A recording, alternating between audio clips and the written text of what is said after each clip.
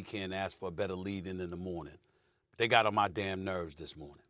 And I'm talking about the producers of the show, and I'm talking about participants on the show, including Jeff Saturday. Less about him, but more about Swagoo and Dan Graciano. Okay, let me tell you something, all right? First of all, you're going to quote me accurately, because I saw they played my quote from yesterday about, no, the GOAT status is gone. I'm talking about for the moment. Obviously, Patrick Mahomes has a lengthy career ahead of him. I'm saying for the foreseeable future, Jeff Saturday, because they didn't play that part. For the foreseeable future, the next 2 to 3 years, we ain't going to be having no conversation about no GOAT. Not after what we saw in the Super Bowl. Now, we all know that the destruction that we witnessed was primarily due to the absence of an offensive line that simply didn't show up and had, Patrick Mahomes being suffocated all night long, tap dancing in the pocket like the late, great Gregory Hines, for crying out loud, feeling like he was getting blitzed every time where there wasn't a single blitz coming his way for the entire game. But nevertheless, and I'm going to go to Shannon on this, Shannon has been, when it talks to Joe Burrow and others, talked about turnovers. You talked about protecting the football. You also talked about moments. Well, let's talk about these moments with Patrick Mahomes.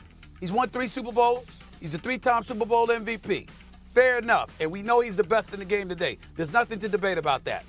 There's something else that comes with it, too. His performance in those 2 Super Bowl losses. Do you know he's been outscored by 40 points? Do you know his numbers are 5 turnovers, 8 sacks, and 0 touchdowns in those 2 Super Bowl losses? Do you really? I mean, I'm talking about before, obviously, before the fourth quarter arrived. This is how bad it was. It's an annihilation. You talk about an ass kicking. We talking about Tom Brady losing 3 Super Bowls by a grand total of 15 points. You're talking about the ability of a quarterback to sort of alleviate the damage to some degree. Okay, they got a superior team. Okay, they're pressuring me. All right, we got to run the football more. We've got to diversify what we're going to throw at the opposition. We got to get some first downs here. We got to keep those brothers off the field. We've got to do something to mitigate the kind of punishment that's coming our way. Tom Brady, even in losses, was able to do that to some degree. In other words, keep you in the game.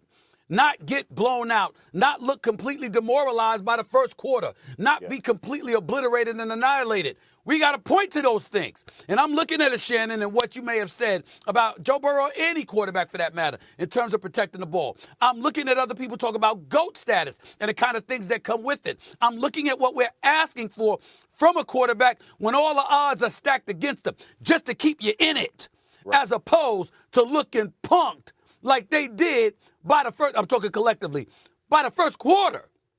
That's what we saw.